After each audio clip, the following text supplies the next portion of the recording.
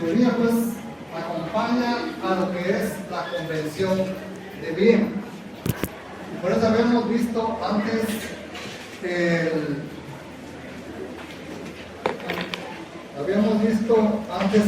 la estructura básica de la Convención de Viena, porque la mayoría de estudios tratan sobre los tratados, ¿no? Se basan en la Convención de Viena.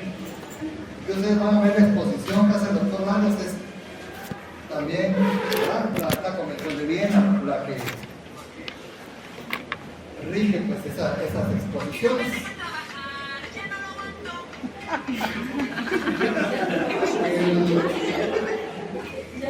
El preámbulo dice considerando la función fundamental de los tratados en la historia de las relaciones internacionales.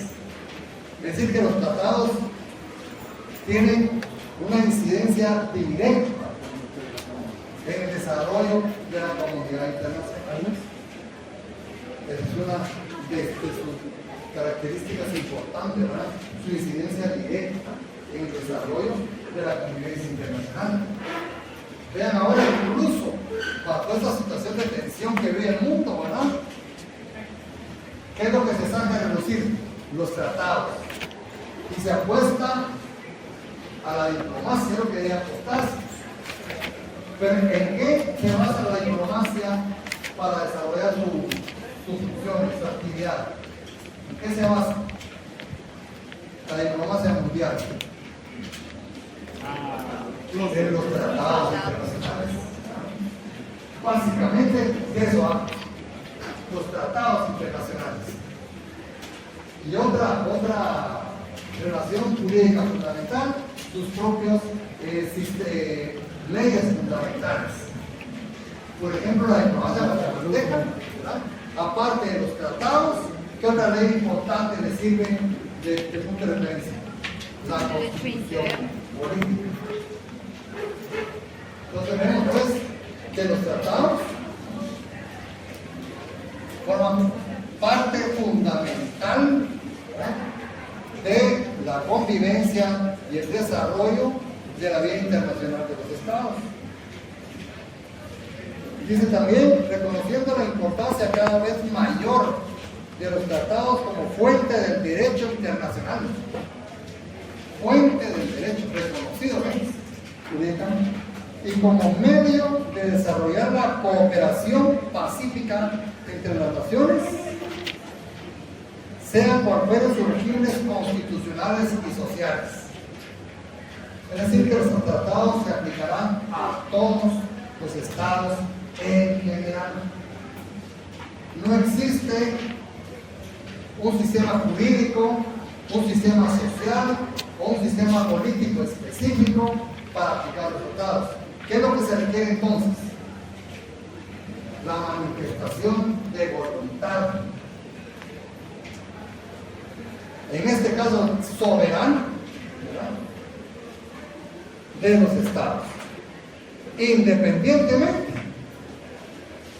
de su organización social, de su sistema político. Entonces, por eso ven ustedes más que tanto Cuba como los Estados Unidos, como Rusia, como China, como Guatemala, guardan esa misma relación, ¿verdad?, de referencia hacia los tratados. Y eso es lo que está manteniendo hoy por hoy la situación mundial. Esa referencia a los diferentes al sistema de tratados que existe hoy en el mundo. Entonces, advirtiendo que los principios del libre consentimiento y la buena fe y la norma pacta sunt servanda están universalmente reconocidos. Es decir, que para que exista un tratado debe existir consentimiento. Y ahora les pregunto, ¿cómo presenta su consentimiento un Estado? Claro, Expreso.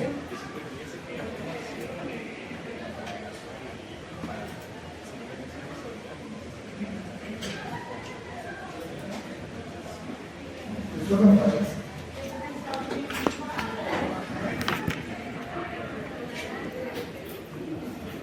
Afirmando que las controversias relativas a los tratados, al igual que las demás controversias internacionales, deben resolverse por medios pacíficos, de conformidad con los principios de la justicia y del derecho internacional.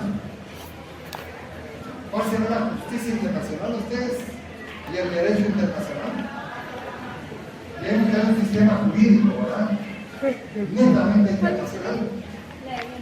Hay una normativa que dicta la pauta de conducta de los estados y de la comunidad internacional. Se estará observando hoy por hoy, jóvenes, en los diferentes conflictos que están desarrollándose hoy en día en el mundo. ¿Qué opinan ustedes? ¿Qué opinión les merece? Acuérdense que en el mundo hay países hegemónicos. Estos países hegemónicos muchas veces lo que mueve o lo que los mueve son intereses. De estos movimientos enormes de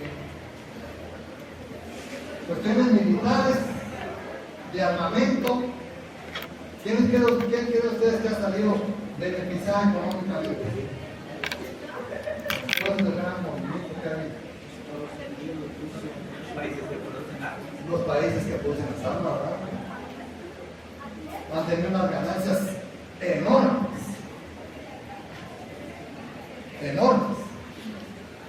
Incluso, ¿verdad?, que dicen que los Estados Unidos que tanto alegan por los cárteles de la droga mexicana, pero ¿qué armamento tienen ellos? Sí, de Estados Unidos. ¿Cómo les ha llegado ese armamento? ¿Quién los ha fabricado? ¿Quién ha beneficiado la colocación de ese armamento en los cárteles mexicanos? Vaya, ¿se dan cuenta? Entonces, muchas veces se juega una doble moral, una doble teclado en el ámbito internacional, porque si Estados Unidos sale beneficiado con el movimiento que tiene, pues, de ese arsenal que mueven los cárteles mexicanos, ¿verdad?, que son ejércitos. Yo estoy seguro que ese ejército que tiene ya esos carteles de la droga ya se enterraron en un estado así como Guatemala, ya lo ponen en mucho peligro, ¿verdad? Recordando las resoluciones de los pueblos de las Naciones Unidas de crear condiciones bajo las cuales puedan mantener la justicia y el respeto de las obligaciones emanadas de los tratados, teniendo presente los principios del derecho internacional incorporados en la Carta de las Naciones Unidas. ¿Cuáles son esos principios de ustedes? Principios de las Naciones Unidas, que tienen principios. ¿Será? Miremos.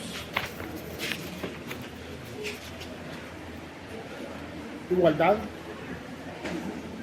Sí. Fíjense que hay mucho, ¿no? Pero básicamente en el artículo 2,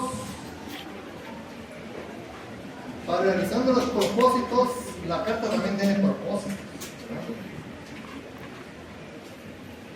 consignados en el artículo 1 de la organización, y sus miembros poseerán de acuerdo a los siguientes principios. Artículo 2 de la Carta de la ONU. 1. La organización está basada en el principio de igualdad soberana de sus miembros. Este es su principio. 2. Los miembros de la organización, a fin de asegurarse los derechos y beneficios inherentes a la condición de tales, cumplirán de buena fe las obligaciones contraídas por ellos de conformidad con esta carta. Aquí es donde empieza a fundamentarse el famoso principio pacta sunt servanda. Pacta sunt servanda. Hay que apuntarlo. Cumplimiento de lo acordado, ¿verdad? De buena fe. 3. Los miembros de la organización arreglarán sus controversias internacionales por medios pacíficos. Y qué raro va a ser que cuando hay tensión, lo que menos se habla es de paz. Todas las partes del conflicto hablan de guerra, de amenaza. Según las noticias, ¿verdad? En el mundo, hoy por hoy, están trasladándose cantidad de material, incluso atómico. Los ejércitos de Corea, de China, de Estados Unidos, de Rusia, Alemania y empieza,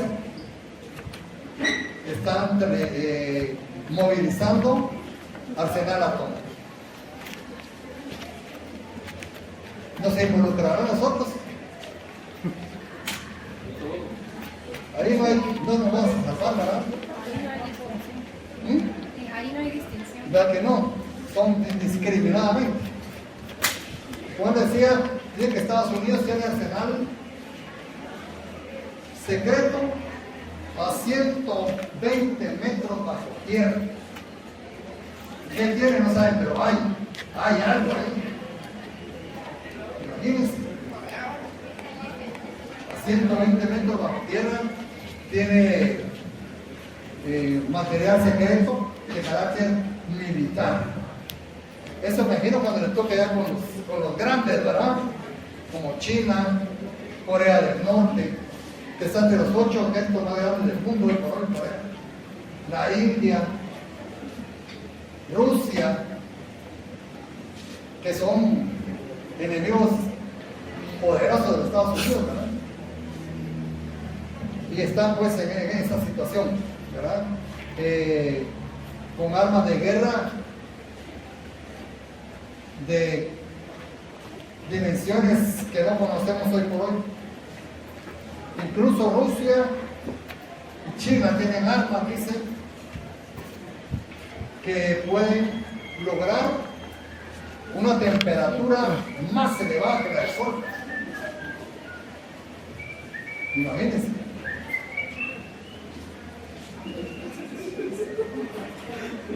Dichosa. Bien, entonces dice, arreglarán sus controversias internacionales por medios pacíficos. No se está cumpliendo. Hasta la fecha pues se ha logrado, pero es una calma muy tensa, ¿verdad? Muy tensa, que evidencia hacia más, ¿verdad? Los miembros de la organización en sus relaciones internacionales se abstendrán de recurrir a la amenaza o al uso de la fuerza.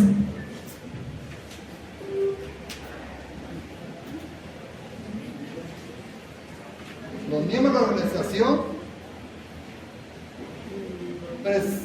presentarán a esta toda clase de ayuda en cualquier acción que ejerza. Es decir, que los estados, cuando Naciones Unidas intervienen, tienen obligación de apoyar las acciones de las Naciones Unidas.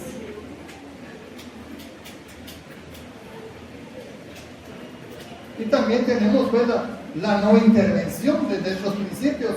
Ninguna disposición de esta carta, dice el numeral 7, autorizará a las Naciones Unidas a intervenir en los asuntos que son esencialmente de la jurisdicción interna de los estados. Renuncia, ¿verdad?, a la intervención. Entonces aquí estos principios son los que llaman a aplicar la Convención de Viena. aquí empieza pues la alcance de la presente convención, ya vimos, solo los estados, ¿verdad? Porque ya es de nuestro conocimiento que hay otra convención. El hecho de que esa convención mencione únicamente los estados no quiere decir que la realidad solo los estados pueden tener vida internacional, sino que también vimos los organismos internacionales, entre otros. Y aquí tiene algo importante, porque nos dan la definición de muchos términos empleados. Lo que se entiende por tratado, en el artículo 2, que ustedes lo van a leer. Lo que se entiende por ratificación, aceptación, aprobación y adhesión. Nos dice plenos poderes,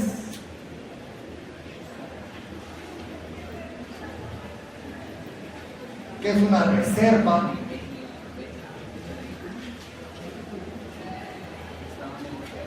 pues es decir, dice, es una declaración unilateral, cualquiera que ésta sea su enunciado o denominación, hecha por un Estado, al firmar, ratificar, aceptar o aprobar un tratado.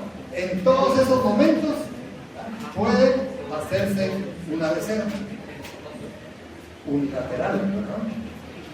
O adherirse a él, con el objeto de excluir o modificar los efectos jurídicos de ciertas disposiciones. Básicamente, pues la reserva es la declaración de un Estado de que una parte del tratado no se aplicará a él. Es decir, que cierta parte del tratado es inaplicable. El artículo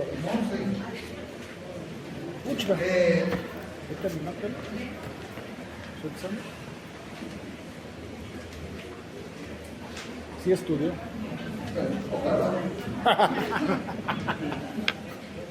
Entonces, el tratado muchas veces no se aplica en su totalidad a todos los estados, dependiendo cómo fue aceptado, ratificado. Entonces, unas partes no se aplican, otras sí. Y eso también requiere legislación. ¿Cómo se van a tratar las reservas? E incluso, últimamente, en muchos tratados no se aceptan reservas. Si el presente tratado tendrá que ser aceptado en su totalidad. No se aceptan reservas de camino. Y eso fue uno de los valladares que afrontó Centroamérica en la integración. Los tratados de libre comercio en Centroamérica están plagados de reservas. Tantas reservas que alteraron su naturaleza, sus alcances. En un momento determinado casi no fueron muy funcionales, porque lo que no había aceptado Guatemala, ¿verdad? Otra parte no había aceptado El Salvador, otra Honduras, total que al sumar todas las reservas, todo el tratado estaba afectado. Entonces eso también es importante determinarlo en un tratado, y a raíz de ello es que muchos tratados no aceptan reservas. Si lo acepta el Estado, en su totalidad. Pero si existe, ¿verdad? Estado negociador, que no es lo mismo que Estado contratante, si ustedes van a estudiar, primero Dios, Estado contratante, Estado parte, ¿sí? Son diferentes. Tercer Estado.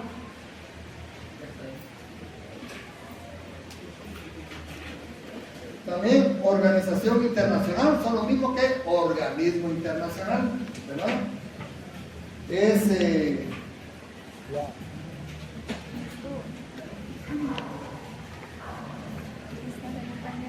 un organismo internacional Es una organización intergubernamental. Intergubernamental. Es una organización intergubernamental, como decir la ONU, la OEA. Son los organismos internacionales, ¿verdad? Entonces, organización internacional es una organización intergubernamental. ¿Ven? Entonces, todas estas cuestiones son bastante importantes tenerlas presentes. Entonces, también acuerdos internacionales no comprendidos en el ámbito de la presente convención, ¿cuáles no? ¿Verdad? ¿Cuáles no? También están los tratados constitutivos de organizaciones internacionales. ¿Cuáles son los tratados constitutivos, verdad? Donde se fundamenta o se funda una organización. Después viene lo que es celebración y entrada en vigor de los tratados. ¿Cómo se celebra un tratado?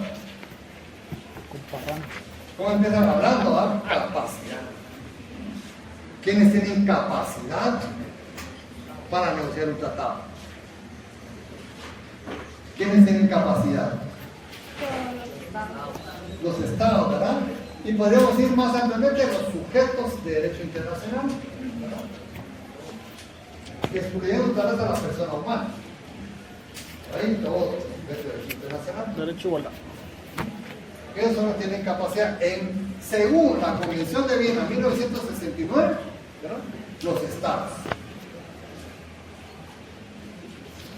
Plenos poderes, importante también ustedes. Plenos poderes viene siendo un símil con el mandato. Es el documento que lo va a habilitar, ¿verdad?, al diplomático para participar en la negociación, en la deliberación, en la redacción de un tratado. Y en la canción. En una parte específica, según cómo venga el documento, ¿verdad? Algunos se les habilita únicamente para negociar el tratado, nada más. Cuando llega la firma, ya otro funcionario. Entonces dice plenos poderes para la opción, la autenticación del texto del tratado, para manifestar el consentimiento, fíjense todo eso, ¿verdad?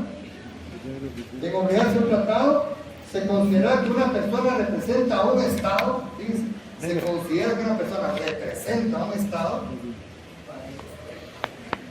si presenta los adecuados plenos poderes, y ahí empieza, ¿verdad? Pero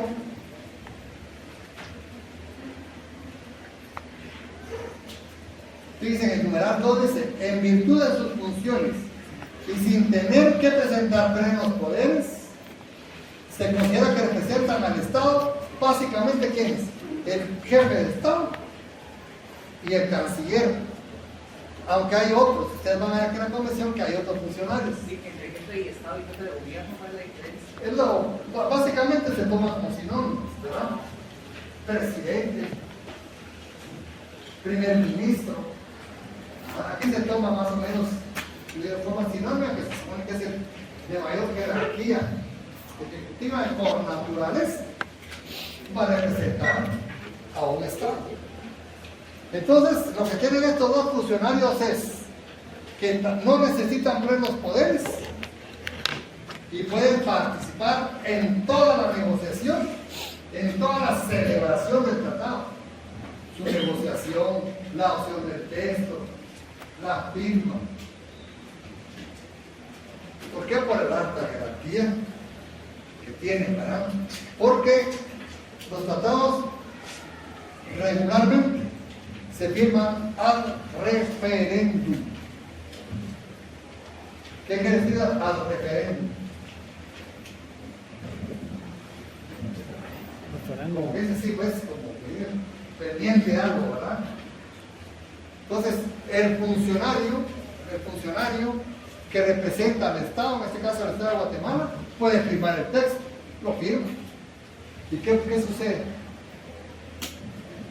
¿Ya es obligatorio para Guatemala?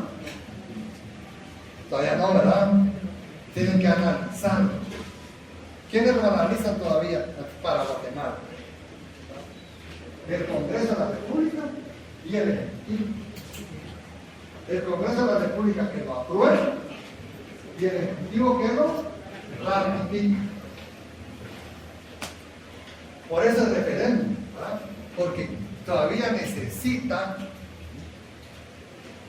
de la intervención de otros funcionarios. Pero el presidente y el canciller pues, no necesitan plenos poderes. Ahí hay otros funcionarios, ¿verdad? Pero dejémoslo ahí para no ahondar mucho, ¿verdad? Entonces, incluso dice confirmación ulterior de un acto ejecutado sin autorización, porque la autorización debe ser expresa hasta dónde puede intervenir un funcionario. Y está la adopción del texto, artículo 9, autenticación del texto, todo esto viene dentro del trámite, cómo se manifiesta el consentimiento. Dice, el consentimiento puede manifestarse mediante firma, canje, ¿verdad?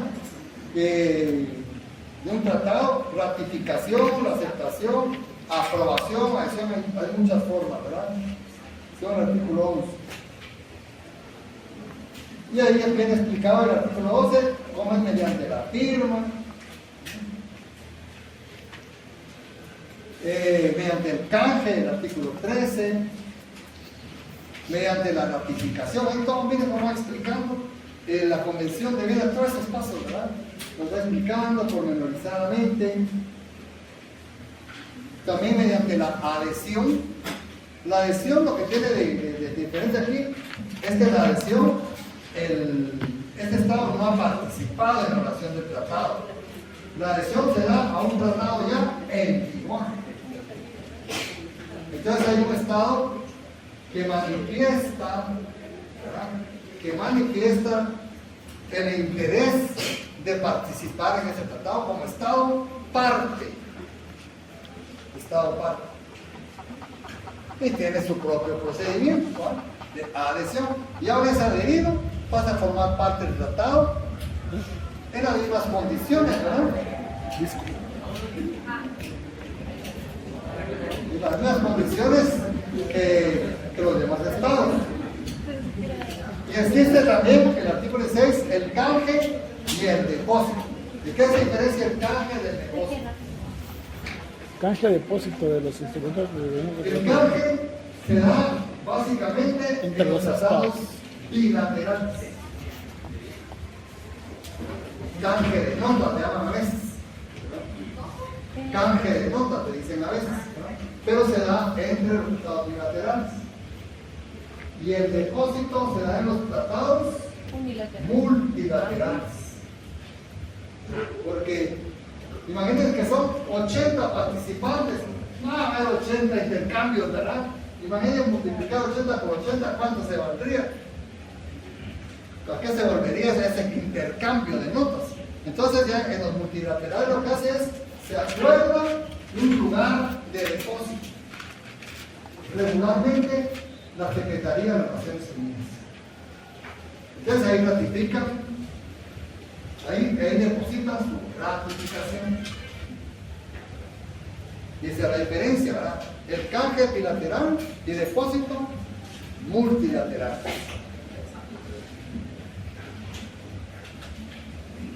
Bueno, y en el 19 tenemos lo que son las reservas. Como dicen, es una manifestación unilateral. Cada estado ejerce su soberanía.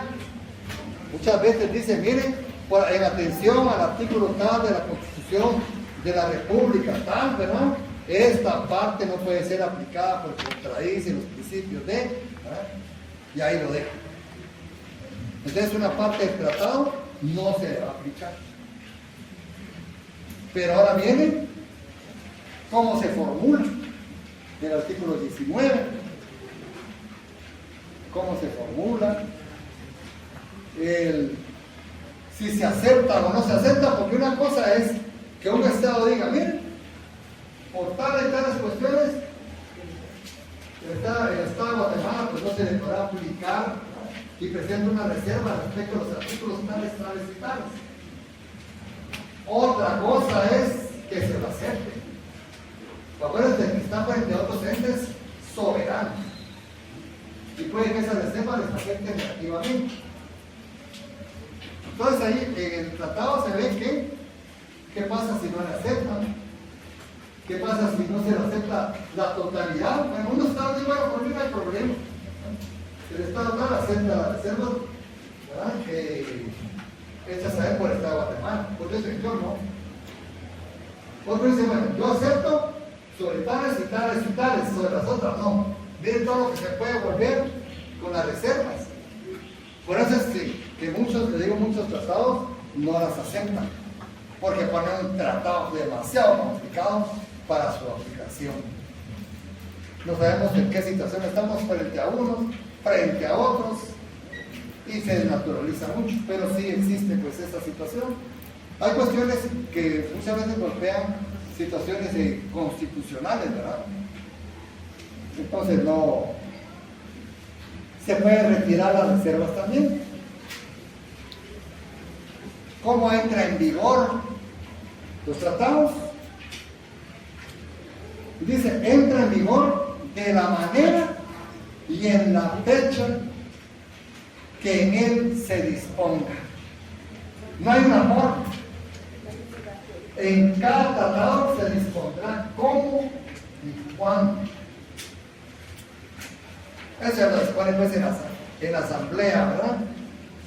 ¿Cómo y cuándo se les dirige? Y lo acuerdan pues, ¿verdad? Según el artículo 24, cada tratado tendrá su propia forma de entrar en vigor. Y entonces el artículo 25 ya viene la aplicación provisional. ¿Cuándo será? Me está durmiendo. Y en la observancia de los tratados resalta básicamente el principio pacta sunt servanda. Todo tratado en vigor obliga a las partes y debe ser cumplido por ellas de buena fe. Esa la habíamos visto, ¿verdad? Ya la habíamos visto.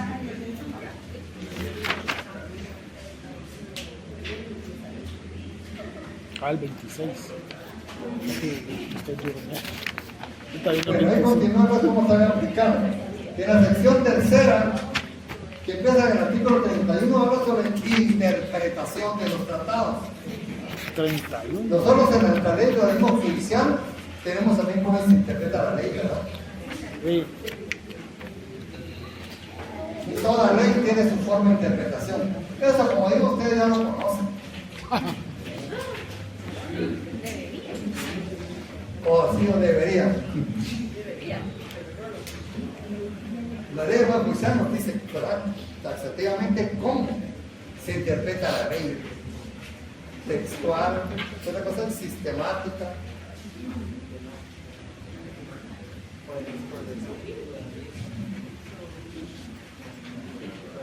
Esa puede ser pregunta privada, ¿no? Dice, regla general de interpretación. Un tratado debe interpretarse de buena fe. Eso es lo importante. Conforme al sentido corriente que haya de atribuirse a los términos del tratado, en el contexto de estos y teniendo en cuenta su objeto y fin. Ahí está. Todo eso pues ayuda en el ámbito internacional cuando hay controversia, ¿verdad?, por un tratado. Todas esas cuestiones salen a reducir, ¿verdad?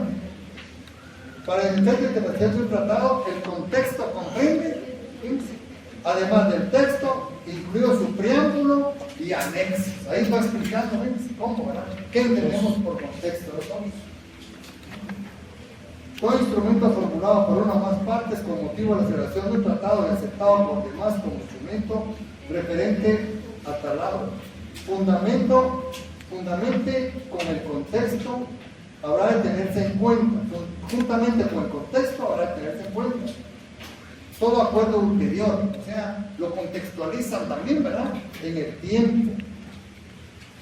Toda práctica ulterior, etc. Y hay medios de interpretación complementarios. Por si eso no basta, hay otras cuestiones que pueden ayudarnos. Y la interpretación de los tratados autenticados en 2 o más idiomas. Aquí todos los idiomas valen igual. Los tratados y los terceros estados. Vemos que es un tercer estado, ¿verdad? Un estado que no participó en la negociación y no es parte del tratado tampoco. Pero en un momento determinado puede afectarnos.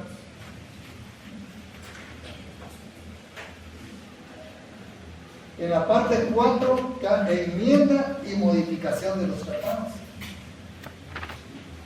Como ven, los tratados no están cargados en piedra, ¿verdad? Al igual que los contratos, muchas veces se modifican. Hay que adaptarlos.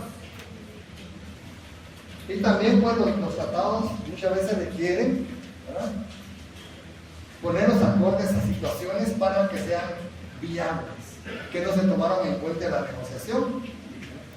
Entonces, un tratado podrá ser enmendado por acuerdo entre las partes. Se aplicarán a tal acuerdo las normas enunciadas de la parte 2, salvo, etcétera, ¿verdad? ¿Cómo se llama ese instrumento mediante el cual se enmienda un tratado? Un protocolo, ¿verdad? Se vuelve a negociar y se puede modificar, ¿verdad?, implementar. Después ya viene todo lo que es la modificación. También habla de nulidad de los tratados en la parte 5, ¿verdad? ¿Cuándo puede venir nulo un tratado? La validez de un tratado o del consentimiento de un Estado en obligarse por un tratado no podrá ser impugnado sino mediante la aplicación del presente convención. Aquí nos dice cómo. La terminación de un tratado, su denuncia o el retiro de una parte no podrán tener lugar sino como resultado de la aplicación de disposiciones del tratado o la presente convención. Es decir que, ¿verdad?, para denunciar un tratado, para retirarse de él, hay que también observar procedimientos legales. No es nada más como aquel que agarra el dueño de la pelota, va a agarrar la pelota y se va, ¿verdad? Ya después que le muere y se va. No, aquí no es así. Y ese es un compromiso. Y hay un procedimiento para poder hacer esa situación, ¿verdad? Pero aquí vemos todas estas cuestiones y la nulidad de los tratados, ¿verdad? En el artículo 46, por disposiciones de derecho interno, restricción específica de los poderes. Y ustedes, como ya estudiaron derecho, ven que también puede haber nulidad por error. Eso ya lo estudiaron ustedes, ¿verdad?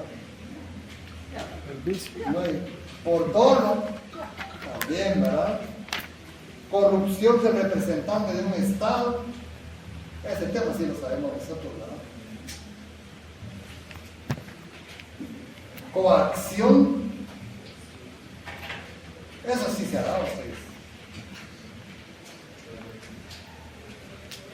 Coacción sobre el representante del Estado y coacción sobre el Estado. No es lo mismo, ¿ves? Sobre el representante del Estado o sobre el Estado. Y en esto viene lo que es, ya también conocido por ustedes, esta norma Ius Cogens. ¿Se acuerdan? Sí.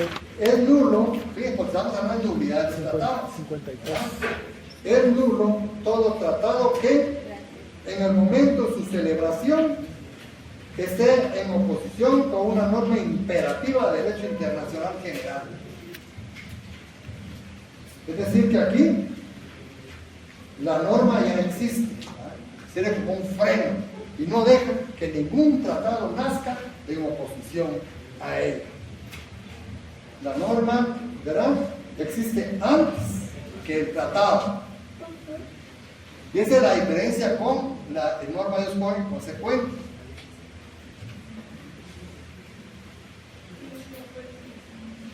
En el artículo 64, pues leámoslo de una vez. Si surge una nueva norma imperativa de derecho internacional, todo tratado existente, ¿de otra que existía antes? La norma. Aquí que existe antes el tratado. Quiere decir que el derecho imperativo tiene una eficacia enorme en el derecho internacional.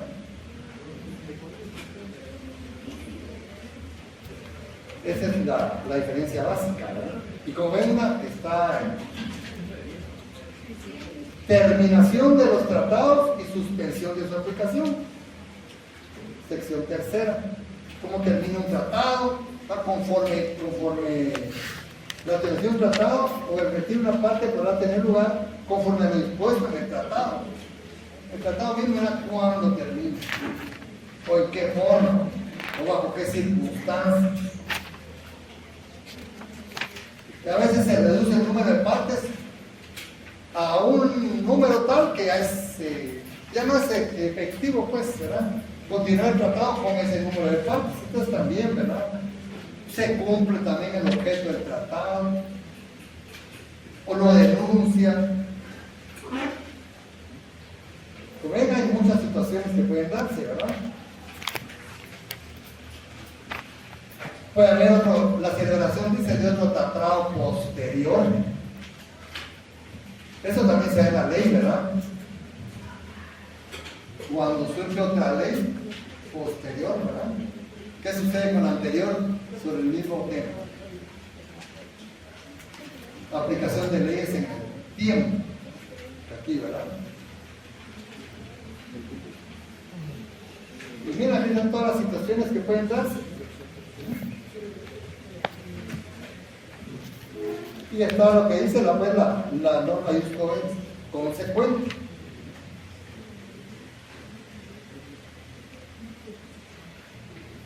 Y hay un procedimiento pues para la nulidad de los tratados, incluso puede haber oposición. Imagínense, se puede traer una litis ahí.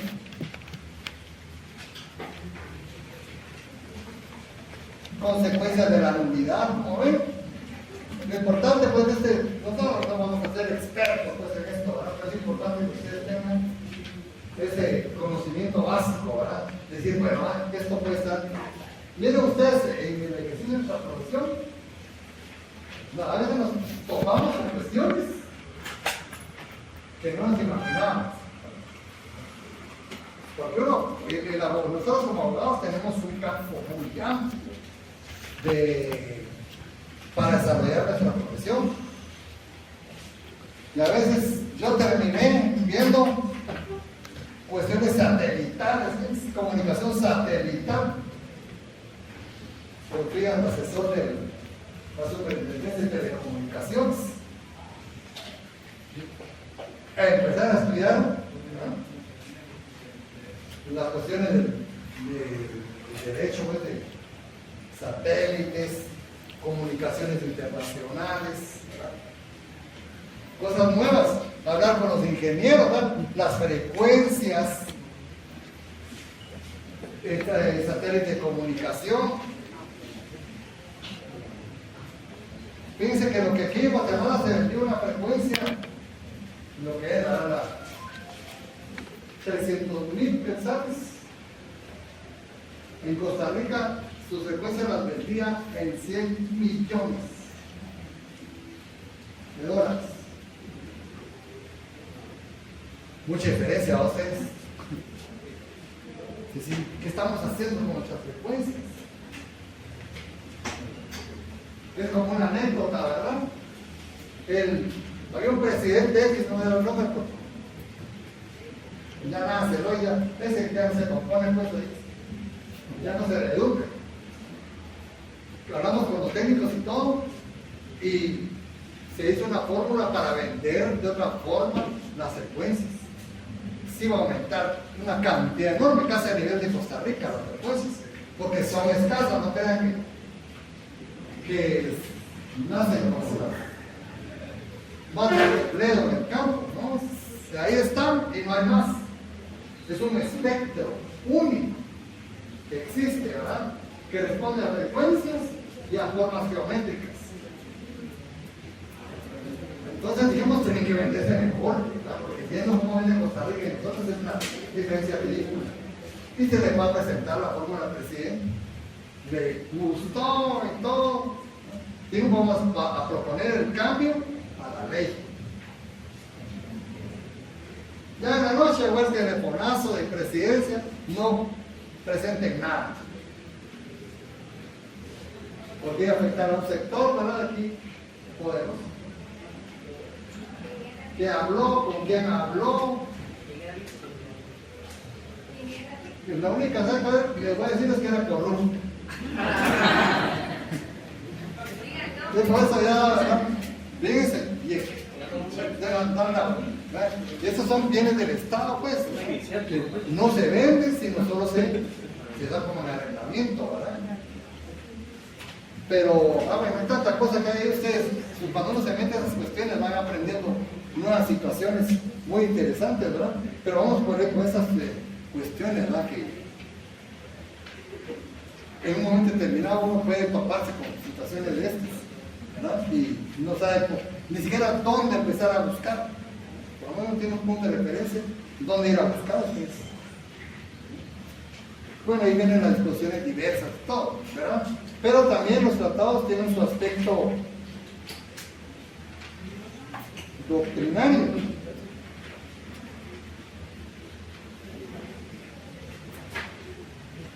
Ya vimos que tienen diferentes nombres. Y ahora, ¿cómo se clasifica? Su clasificación. Tratados contrato.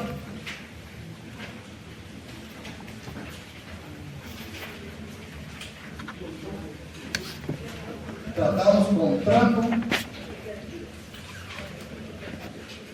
Y tratados ley por su contenido. Tratados contrato y tratados ley. Los tratados ley son aquellas cartas, ¿verdad?, constitutivas, ¿verdad?, que crean un marco jurídico. La Carta de la ONU, lo que vimos, es un tratado ley. La Carta de la OEA también es un tratado ley. Por sus participantes bilaterales y multilaterales.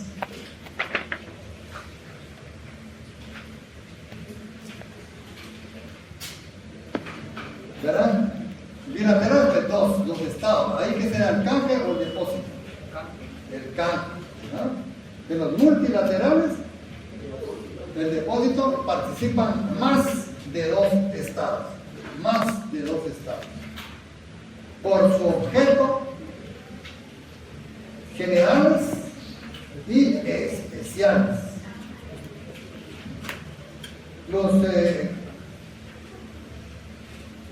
Los generales, pues, siguen muchas, ¿verdad?,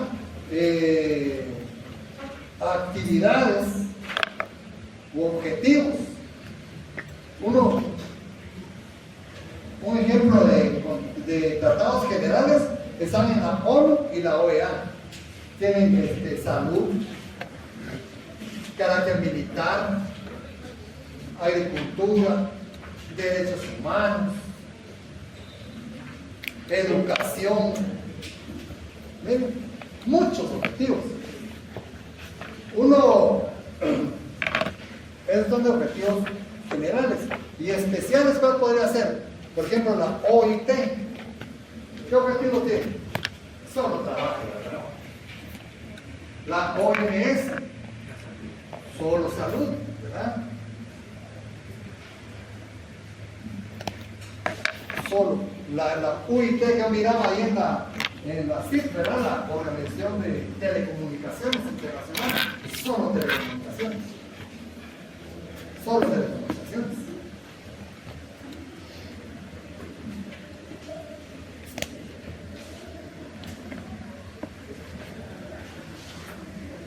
Entonces, el Tratado de las Naciones Unidas, ¿cuál sería según su clasificación? Un tratado ley multilateral de objetivos generales. ¿Sí? ¿Verdad? Fíjense, ¿qué faltaría también por su ámbito territorial? Pueden ser universales, regionales y subregionales, por su ámbito territorial. Por su ámbito territorial. Pueden ser universales, regionales, subregionales. Un universal, ¿cuál sería? La OIT, la OMS y la ONU. Universales. Regionales, ¿cuál sería? La OEA. El tratado de la OEA. Un tratado de ámbito subregional, ¿cuál sería? ¿Bien? Sí, correcto. Los tratados que pusieron el SICA, ¿verdad? Subregional, solo para Centroamérica. La Unión del Caribe, el ALBA. Todos esos son tratados de ámbito subregional territorial.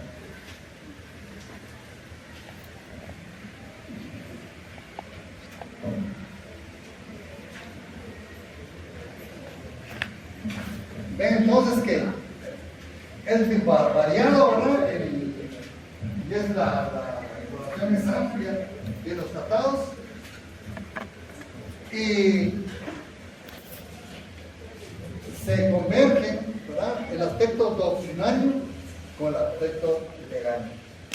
Ustedes ven aquí el libro del doctor Carlos Marius, ven que desarrolla básicamente la Convención de Viena.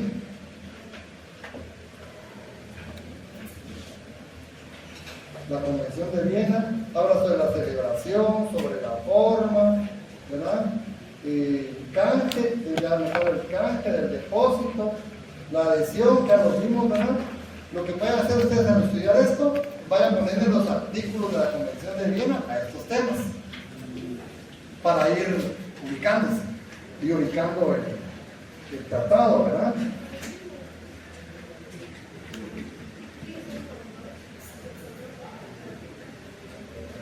Y entonces ya entramos a otro tema específico. Otra vez volvemos al tema de los estados. ¿Verdad? Como el sujeto primordial, que es la cuarta parte, es el dominio espacial de los estados. Cuando hablamos de dominio espacial estamos hablando de un elemento esencial del estado, ¿verdad? ¿Qué elemento es?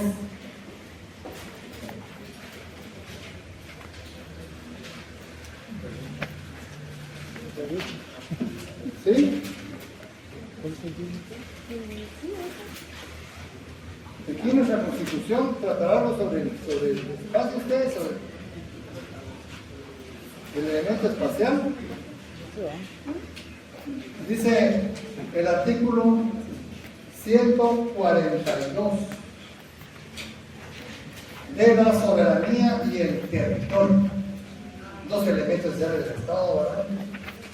El Estado ejerce plena soberanía sobre el territorio nacional, integrado, que aquí lo dice claramente, suelo, subsuelo, aguas interiores, mar territorial, espacio aéreo. Ustedes harán derecho constitucional, teoría del Estado.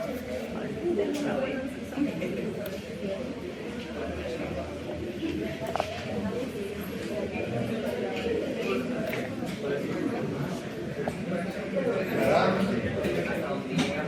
Esa era la pregunta de examen, Una ¿no? pregunta, sí, esto lo habíamos visto, ¿verdad? Y como le faltaba una, era falsa. Sí, así es.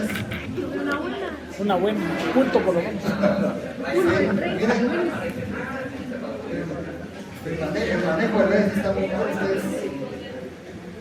Esa advertencia que tenemos acerca de que el Estado calificado de exámenes, lo que respecta a la fundamentación, donde puse para fundamentar el manejo de leyes, básicamente está muy mal esa. Ay, pues. Y ahí tenían las leyes. Que hubiera sido de memoria, digo yo, pero ahí estaba. Todos tenían derecho de verlas si no querían sacar 30. ¿Qué saqué 10? Hay 30. Pero voy a poner un examen bastante accesible.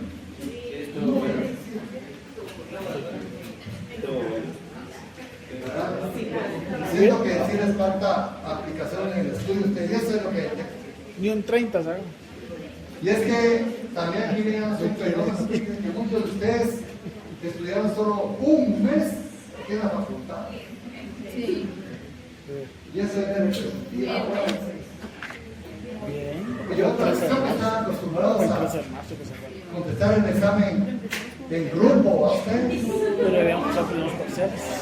O bajo asesoría profesional. Pero si así hacen, pero si hacen los casos, abogado. La otra semana. Primero Dios, si Dios lo permite, lo que uno propone a veces. Una vez me atrasé como 2 semanas, Y el- tuve un problema. y el diablo es compone. A medias me quedé el examen de la calificación. Y que son bastantes. Son casi 500. Y a lo hubiera hecho en línea. El ejemplo que tienen los de derecho ustedes, que aunque no sepan nada, ponen algo, ¿eh? Es decir, si no hacen por maldad, pero para que no se entretenga más, ¿verdad? Peor es entregar. Pero algo ponen, mira, de repente no ven, mira algo ahí, ya. Es que el que deja en blanco invita. Si ese es otro defecto, son pocos los que pasan nada, pero la mayoría, algo ponen. Unas leyes que yo ni conozco, ahorita las estoy buscando en internet, a ver si las encuentro ustedes. Porque esas leyes no las pusieron, ¿eh? Y un artículo cualquiera, literalmente solo. Mira, pero yo sí leo. Yo sí leo. Miren que yo traté de poner Yo también leo. para que no estuvieran ustedes, no entraran en trauma. Sigue un examen. Este extemporáneo lo puse diferente, se lo digo. Este extemporáneo lo puse distinto.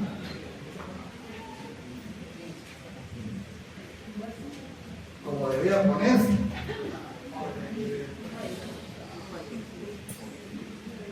Tienen que tener ustedes más estudios, ustedes, yo siento que a medio vapor, sin mucho, están. Bueno, entonces ustedes tienen hermanos en medicina. Miren cómo estudian esos muchachos. No estamos, yo calculo que no estamos ni al 10% de ellos. Ni al 10%. Pero ellos tienen parciales cada poco. ¿Ah? Aún quitándoles que no trabajan. Es cada 15 días. Aún quitándoles que no trabajan, es una cantidad inmensa lo que tienen que estudiar. De 5 puntos. Tienen que dar un examen para entrar a clase. Tienen que dar un examen para tener derecho a recibir clases. Ese no tiene puntos, no vale puntos, pero sí los pueden estar. Entre otras cosas. Entre otras. Yo porque mi hijo es médico. Y yo una vez me desperté como a las 3:30. Y estaba a las 3 del día. Entonces dije, güey, no, ¿ya te levantaste o qué? No me ha costado. Solo tú estás estudiando. Tapachú. Y le empezaron a responder todos, muchachos. Todos estaban, todas las 3:30. Ya desde luego me despertaron a las 4:30. Sí. Sí. Entonces digo, aquí sí se puede dar más, pero estamos acomodando. El derecho es una carrera muy delicada. El derecho se practica. Muy delicada. Hasta hace poco era de las carreras más complicadas, digo. Cuando nosotros hicimos el privado hace más de 30 años, más de 35 años, el examen de derecho estaba catalogado como el más fuerte de Centroamérica, de Centroamérica. Ajá. Mis canas. Tengo más canas yo. Yo todavía tuve, no sé si era buena o mala suerte de examinar bajo ese régimen ustedes, horrible. Era, tenía una razón como de 2 meses el examen. Con trabajo de investigación, con tiempo. Nos llevaban expedientes de la Corte Suprema, de la Corte, de expedientes con casación, y les quitaban todas las resoluciones. Resuelto. Con tiempo, 1 semana. Muchos me llevarán jueces, ¿no? Penal, laboral, civil. No me acuerdo, perdón, ya hasta se me olvidó usted. Administrativo. Administrativo o Tributario. investigación. Pero no era solo un expediente, nos daban como 2 de cada materia. 1 semana, había que analizar, pero hay expedientes que no se medían por folio, sino por metro. Y se trabajaba sobre la universidad. Se podía investigar, pero había que dejar todo. Y nos daban que las hojas numeradas, selladas, contadas, con firma de entrega y de recibir. Y si usted salía, tenía que dejarlas contadas también y entregadas con firma de recibido y de entrega. Así muy riguroso. Después, después de haber hecho todo eso, había que empastar los temas. ¿Quién se perdía el tiempo en empastarlo? ¿Cómo volvía? El día anterior al examen oral, estaba otro examen que se llamaba el escrito, que decían el famoso prenatal, y no sé por qué pusieron así. Desde las 6 de la mañana tenías que venir porque se empezaba una tómbola donde estaban los temas y otra tómbola donde estaban creo que eran los 20 alumnos que los examinamos, con un número cada uno. Notariado, bueno, notariado. 100 escrituras ahí, metidas en la tómbola. Y los 20 estudiantes de este lado, en otra tómbola. Vuelta a la tómbola, estudiante atrás, número tal, ¿quién está? Al bachero Homero López. A la tómbola de escrituras, 100 escrituras. Uno tenemos que hacer. ¿Cómo llamamos chivo ahí? Quedan 100 posibles. Obligaciones anteriores, posteriores, concurrentes y posteriores. Más la escritura. 50 minutos. 50 minutos. Porque hay que hacer otra. Bueno, teníamos notariado así, como cierren todo, hasta donde uno se quedó. Penal. Resoluciones judiciales. 100 resoluciones. 50. Y 20 estudiantes. ¿Con qué razón Otra vez. nos están agarrando? ¿Qué resolución le iba a tocar a uno? ¿Qué sabía uno? Solo leyes. Únicamente leyes. Solo leyes. Nada más. Constitución, electricidad, lo que uno quisiera. Entonces, con pura ley había que armar las resoluciones o las sentencias. 50 minutos. Civil. Resoluciones civiles. Otro. 50 minutos quitan laboral. ¿Así? El otro día el horario. Si el catedrático quería, solo preguntaba sobre lo que hicimos el día anterior. ¡Pum! Porque eso no. Si no quería, no preguntaba eso. Preguntaba lo que quisiera. ¿Qué hacía uno? Estudiaba lo que le tocó, arriesgándose a dejar un poco lo que por la última calentada, ¿no? O terminaba de estudiar lo que dejó a medias. Se la jugaba uno. Solo 4 turnos al año. 4 turnos. Y no existían extemporáneos. El que no podía, pum, se quedaba. Bueno, le iba bien a uno en notariado, civil, pero yo no revolcaba en penal. Y administrativos de fueran horribles. Bien. Ya el año estaba cubierto que esos 4 turnos se llenaban de tener. Van a el otro año, pues, y si consigue el turno, se examina. Y empieza de cero. Usted ganó el área privada, pero a nosotros nos interesa, usted empieza de cero. Entonces el otro día le daba el área pública, pero los duros eran del área privada. Ya ganaba el área pública y perdía el área privada. Empieza de cero. Así es. Hubo un compañero que se examinaron 8 veces en el privado. Como decía el licenciado Moreno, como ustedes, acá hay récord olímpico, decían. 8 veces. Porque empezaba uno de cero. Y en la otra, en la terna se volteaba porque los duros eran de privado. De ahí. No. De ahí nosotros éramos de público. Otra vez. Así. Sin guía ni nada. Ahora creo que dan guías. Nada. Todo. Cualquier filosofía del derecho. Filosofía del derecho. ¿No se buscaba hacer como un poco obsoleto todo eso? Porque como si y hay otras formas de poder cerrar todo.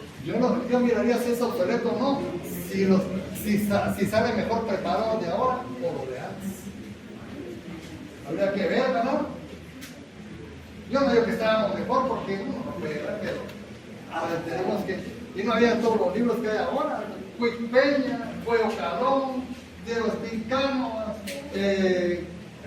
Julián Bonecase, Gabino Fraga, Mario La Cueva. Y miren ustedes. Ya empezaban a escribir los profesores aquí, empezaban los libros aquí en la facultad, pero nuestros profesores habían estudiado sobre autores europeos, argentinos, mexicanos, básicamente. Ahí tenemos nuestras colecciones, las tenemos ahí. Nuestras enciclopedias, ahí están. Había que leer. Porque Peña, la familia, un tomo. Obligaciones, un tomo. Diego de Espíncano, igual. Entonces uno quería estudiar obligaciones. 2 libros completos. ¿Y qué? Hoy solo vienen bien bañaditos, bien peinaditos. A la hora del examen. Miren, ya usted se está saliendo de la guía. Eso no está en el programa. Eso no está en el programa. No, todo era así. Empezar de cero. Cambio ahora, por lo menos ya tengo la privada. Ya no me hablen de eso, vamos a dedicar solo. No, ahí no. De cero, a cero, cero. Así empezar de nuevo, todo. ¿Cómo se inscribieron? Solo 4 turnos había al año. 4 turnos y se acabó. Sí, yo soy el privado. Claro, como era mi promoción, así salimos. Como el agravante con el que tuvimos 3 constituciones a lo largo de nuestro estudio. Ganamos constitucional con la del 65. El golpe de escritor. Pero, no sé si van a ver. Clases. Cuando me quedé bueno, no sé entendido. Supuestamente ya fue, dicen que ya fue. Ya fue. No han dicho. Entonces, si si hay algo nos tienen que avisar, ¿verdad? Usted nos avisa por claro. Bueno, jóvenes, entonces, el día de mañana hay que trazar de internacional privado para que conozcan a alguien. Ah, va. Bueno, A la internacional público, ¿cuándo? Sí. De una vez tenemos fecha de internacional público.